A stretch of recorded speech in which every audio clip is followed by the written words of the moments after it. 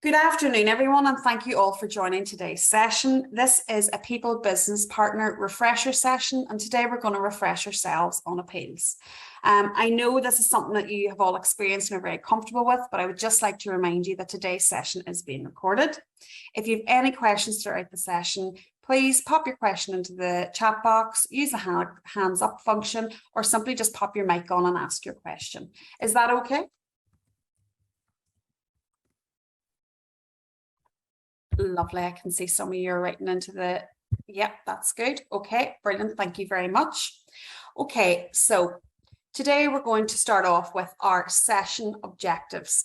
So our objectives for today are to ensure you are clear on your role and responsibilities as part of the appeals process within your cluster, refresh on how and where to find supporting documents, refresh your understanding on why getting appeals right is so important, and answer any questions that you may have. So when it comes to appeals, all colleagues have the right to appeal any formal action taken against them. They can do this within 7 calendar days of receiving their outcome letter, and they write to their people business partner stating their reason for appeal. So there are 3 reasons for appeal. So I'm going to pop up a little whiteboard, and the question on the whiteboard is, what are the 3 grounds for appeal? If you'd like to just pop your answers on the board and then we'll discuss them.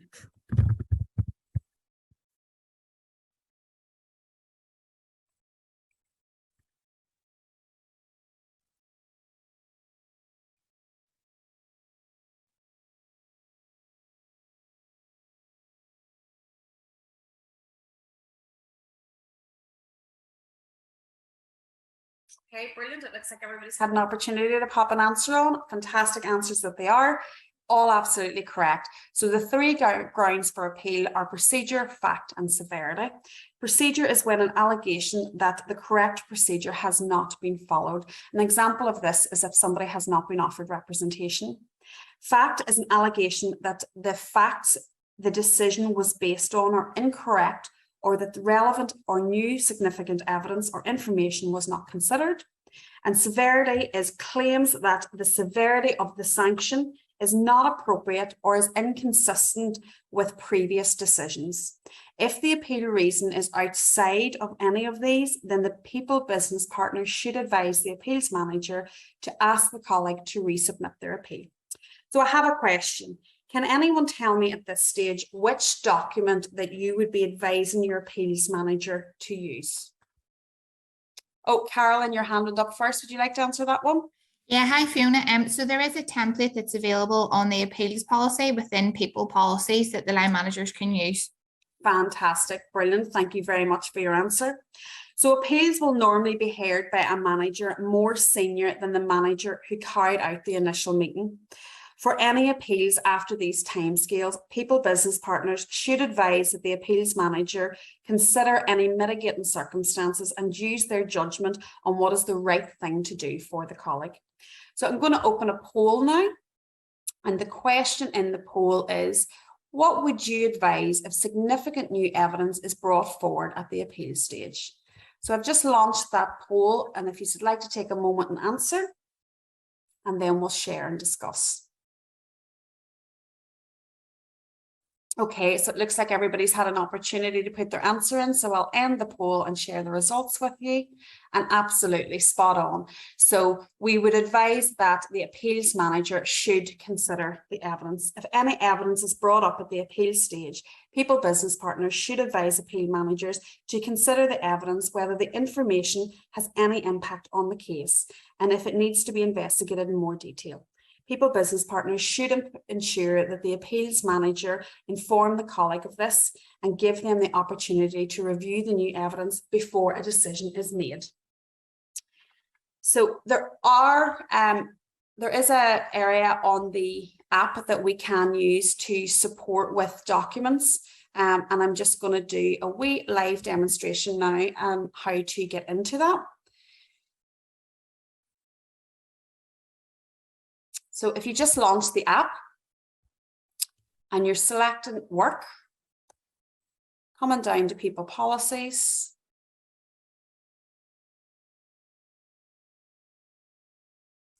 we're selecting retail, and then we're going to open the appeals section.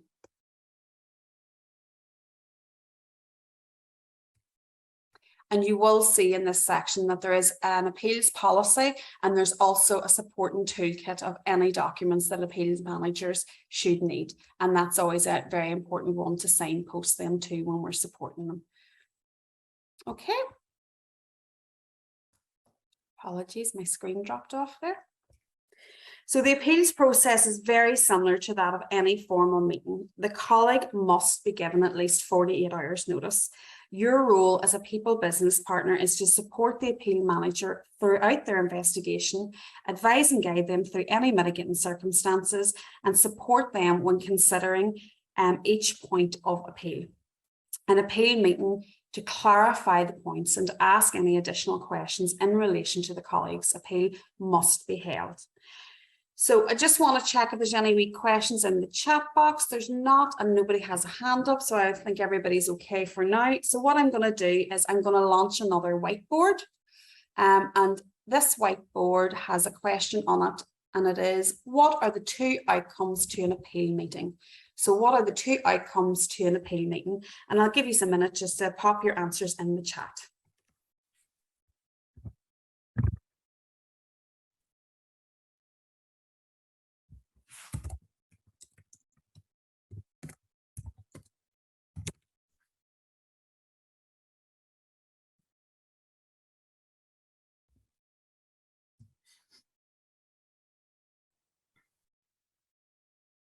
Fantastic. So it looks like everybody's had an opportunity to answer, and again, fantastic answers. There are two outcomes. One is to uphold the original decision, and that is if the appeal manager agrees with the findings of the original meeting, then they uphold the decision. The other option is to overturn the original decision. The appeal manager can reduce or withdraw the sanction or recommendation if they disagree with the original meeting outcome. So fantastic answers, and thank you very much for taking part. So I do have another poll now where I'm going to ask you to answer another couple of questions in regards to the appeals. And the first one is increase sanction. So can the appeal manager increase the original sanction? So I'll give you a couple of minutes to get your answers in. Fabulous, quick fingers. So everybody has managed to give an answer. So I'll end the poll and share the results with you. And you're absolutely correct. The appeals manager cannot increase the original sanction. Once the appeal manager has reached their decision and spoken with their people business partner for advice and guidance, they need to deliver the outcome to the colleague and complete all relevant paperwork and ensure that it's stored confidentially and securely. So I have one more poll. This is the last one. So, is it possible to submit a further appeal?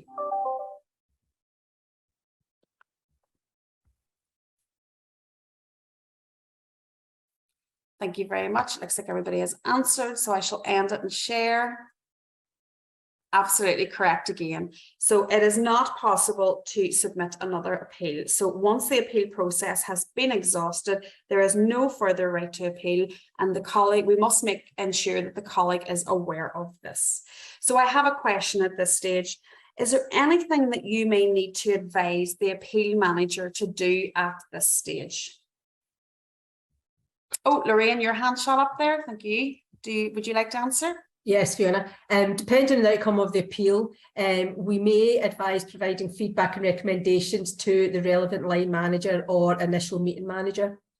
Fantastic answer, really important stage. Thank you very much for your answer, Lorraine. So what we're going to do now is I have two scenarios for each, one scenario for each group.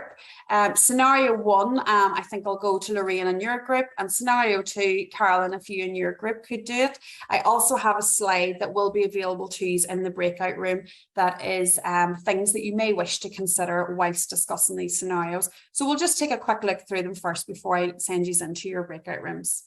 So you receive an appeal letter within the time frame from a colleague appealing against the decision to dismiss them for theft. During the investigation, the colleague admitted what they did was wrong, but that they weren't thinking straight as they were in financial difficulty. The disciplinary manager felt this was an excuse and made the decision to dismiss them. What advice would you give to an appeal manager? So Lorraine, if you and your group could look at that one. Carolyn, your group will look at scenario number 2. A colleague has appealed against their disciplinary warning for falsifying documentation. However, the disciplinary hearing was 4 weeks ago and they received the outcome letter 3 weeks ago. In their letter, they stated that their manager asked them to do this, however, was scared to bring this up during the hearing as the manager was conducting it. What advice would you give? And also in that set, in the breakout room, this slide will be available. And it's just a list of things that you may want to consider when talking through these scenarios. So I'm just going to pop these into your breakout rooms now. I'm going to just leave these in there for about 10 minutes and then we can come back and discuss as a group.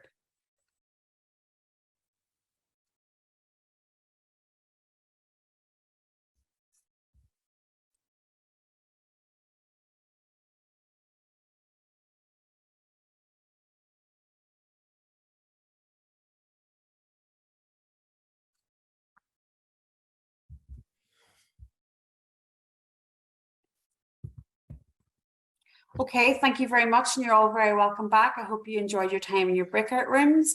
Lorraine, are you happy to feedback with group 1 and scenario number 1? Yes, I am. Thank you. Thank you. So as a group, we decided that we would advise that the appeal is within the time frame, so it should be heard on the grounds of severity. We would advise the appeals manager to perhaps speak to the disciplinary manager, asking why they didn't consider the colleague's financial hardship. If the colleague can provide mitigating circumstances during the hearing, I could be advising that the decision to reinstate the colleague and lessen the sanction to final written warning may be appropriate. I may also advise additional feedback to be given to the disciplinary manager, and I would also advise that the appeal manager discuss financial support available to the colleague. Fantastic, great responses, all spot on. Thank you very, very much. Carolyn, are you happy to talk about scenario 2 and what your group felt?